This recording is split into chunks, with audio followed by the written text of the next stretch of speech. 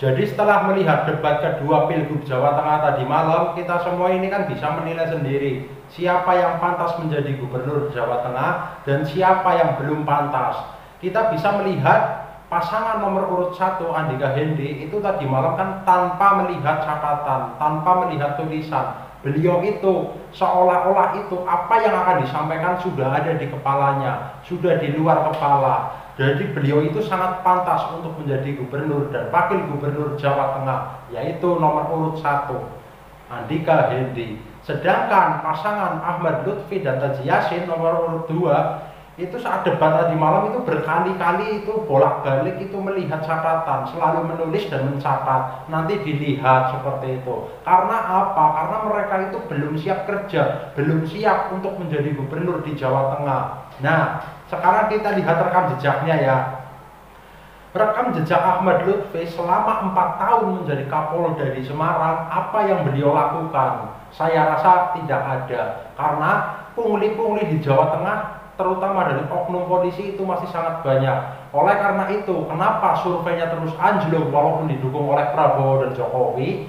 Ya karena masyarakat di Jawa Tengah ya, terutama orang-orang desa itu kan paling alergi dengan yang namanya polisi. Jadi polisi itu memang betul-betul citranya itu sangat buruk di mata masyarakat.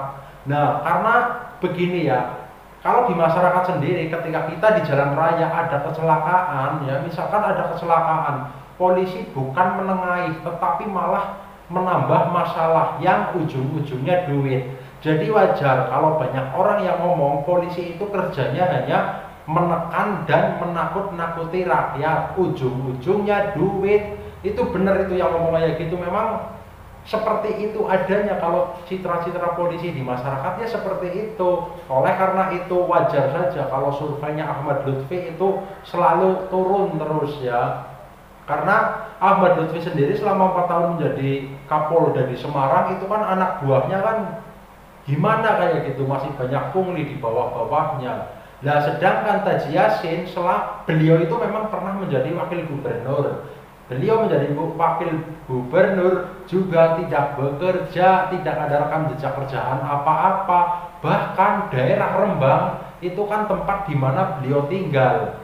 Taji Yassin itu kan tinggalnya di Rembang. Beliau itu kan wakil gubernurnya Ganjar pada saat itu. Nah, tetapi di daerah Rembang itu ya kemiskinan itu sangat gratis. Pertanian airnya sangat susah. Beliau tidak bisa mengatasinya. Jadi ini bisa dikatakan Taji Yassin pun tidak ada rekam jejak pekerjaan yang benar karena tidak punya kinerja yang baik, rekam jejaknya nggak ada sama sekali. Hanya saja beliau itu punya embel-embel Gus kayak gitu. Tapi kalau orang-orang biasa, embel-embel Gus sekarang sudah tidak ngaruh ya.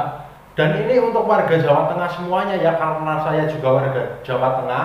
Ini nanti mendekati pencoblosan, biasanya nanti akan ada bagi-bagi bansos dan amplop. Kita harus cerdas dalam memilih pemimpin. Jadi begini, kalau kita di pedesaan itu biasanya kan ada sekelompok orang, kader-kader salah satu partai mungkin dari tim pemenangan 02, nanti kan pasti bagi-bagi amplop, terus kita nanti didata ya, didata namanya satu-satu, terus dikasih amplop, targetnya biasanya setiap TPS itu ditarget harus mendapatkan suara sekian kayak gitu, biasanya seperti itu.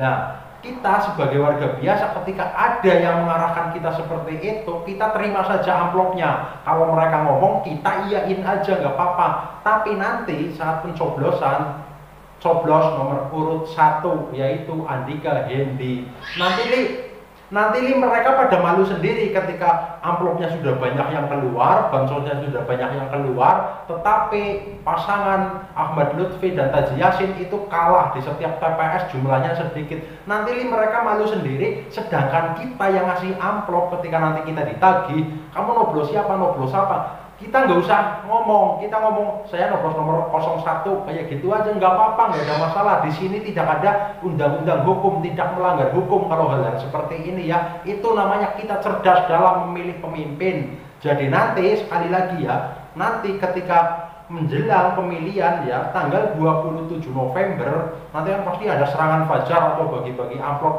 dan bansos dari kubu pemenangan 02 ya, untuk memilih 02. Kita terima amplopnya, kita terima bansosnya, tapi jangan pilih orangnya, kita pilih saja Andika, Hendi, nomor urut 1. Intinya kita harus betul-betul konsisten ya. Kita harus benar-benar cerdas dalam memilih pemimpin.